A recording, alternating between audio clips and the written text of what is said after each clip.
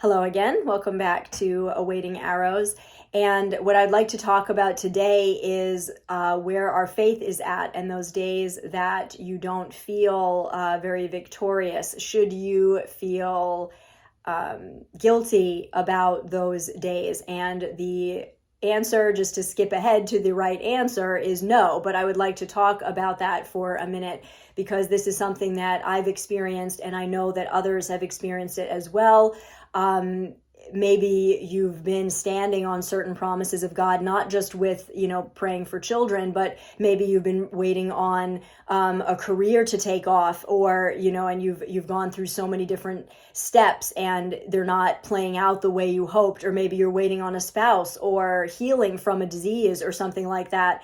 But here we're talking a bit in the context of praying for children. And the thing is, you can be standing on the promises of God. You can be hoping and praying and praising and just thinking, I want to do a good job of trusting God and believing Him for the impossible. I want to trust His word. And especially if you've received specific words from God, you want to just stay in a place of faith and courage. We don't want to feel weak. But there are days that we do feel weak, and we can often beat ourselves up as Christians, feeling like this is not what a person of faith thinks. You can have doubtful thoughts. You can feel like, I just feel hopeless today, or I just want to cry today. And if you're like me, you've had thoughts of, no, I need to do a better, my God is so good and so worthy. I need to do a better job than this. This is not what a person of faith looks or sounds like. But the reality is this: our great example, Jesus himself, in all his divinity, he perfectly saw the Father's plan from the end to the beginning. And yet in his humanity, he had to fully enter, and he was willing to fully enter into the pain and sacrifice of each step. He wasn't allowed to skip over it. He didn't choose to skip over any step. He didn't skip over the cross or any steps leading up to that. Even though he was sweating blood, begging the Father, is there any other way? All throughout his life, he was clinging to the Father for dear life and modeling for us what it looks like when a person takes every step with the Lord, just processing life with the Lord, even when it's difficult. Another favorite example of mine of this is in 2 Corinthians 1:8, where Paul says, in verse 7, he says, our hope is unshaken.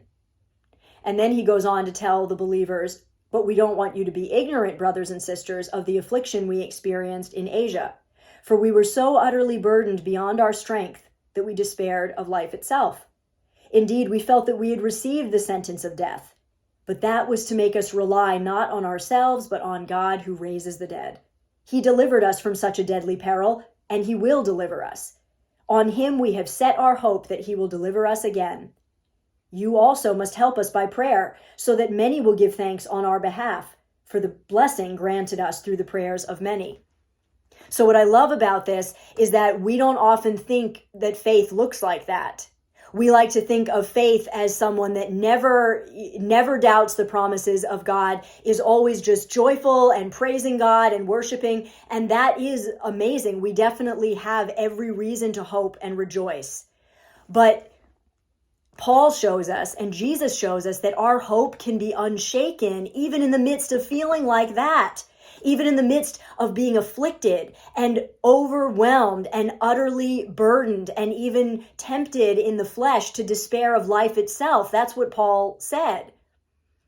And I don't think he's being dramatic here. I think that's exactly what it says. And he says, I don't want you, church, to be ignorant of this, because he wants them to get this. He wants them to get that if our hope is unshaken, but then if we say that, but then we don't go through anything, then how is our hope really unshaken unless we go through something that has the potential to shake our hope? Paul is saying even in the very depths of despair, our hope is unshaken. Paul is recognizing and helping the church to recognize here that his hope is not based on his own ability to hold on to God. His hope is not based on his own strength to hold on to God. He is holding on to God for dear life, but his hope is set on God. And the fact that God will deliver and God will give you strength. Where your strength runs out, God's strength steps in to carry you. And yes, we need to hold on to him. We need to feed we need to feed our faith instead of doubt. We need to listen to the right voices and not give place to vain imaginations. There's a lot we can do to engage with the Lord, but we often forget that our power to be full of faith is not what achieves the miracle. It's still on him. The impact, the ultimate miracle, the ultimate breakthrough is on him. And Paul takes it a step further by saying, I already know that he's going to deliver us again. I don't need to understand how that's even going to work out. Sometimes we think that faith means that we've got to see clearly how God is going to work this out. And Paul is saying, I don't even need to see that. I just know that he's going to deliver us. And he invites the church to pray for him and with him. Why? So that they all can rejoice together at the breakthrough that's coming. And that to me is a sign that we should reach out and be connected to our community. Why? So that more people can be an army around us, an army of support, helping us to honor each step and also to rejoice with us when the promise is fulfilled. Ultimately and in each step along the way. When you reach out in community, is there a chance that you're going to be hurt? Absolutely. But there's more of a chance that you'll be supported and that there will be an army to support you when you actually see your promise fulfilled.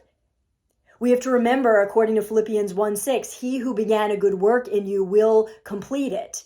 It's on him to complete the work that he started in you. There's plenty that we can do to engage with him, but just remember that if you have a weak day, just stand on the truth. But it's okay to be where you are in the process. It's okay to have a moment where you cry out to God. It's okay to feel certain feelings as long as that's not what's dictating your decisions. As long as that's not allowed to continually torment you and tell you stories about God. As long as you turn around like Paul did and tell those feelings stories about God. But it's okay to be where you're at in the process. It's okay to fully enter into the pain of a moment and offer that to God as an offering. And then repeat and reconnect with your community and pray again together. God is going to deliver me and we're all going to rejoice. And we all rejoice now ahead of time. That's faith. And that happens in the trenches where you're broken and beat up. That's where faith happens. Don't despise that part of it, because that is such a precious offering to the Lord. It is not your strength that's going to get you through this. It's his.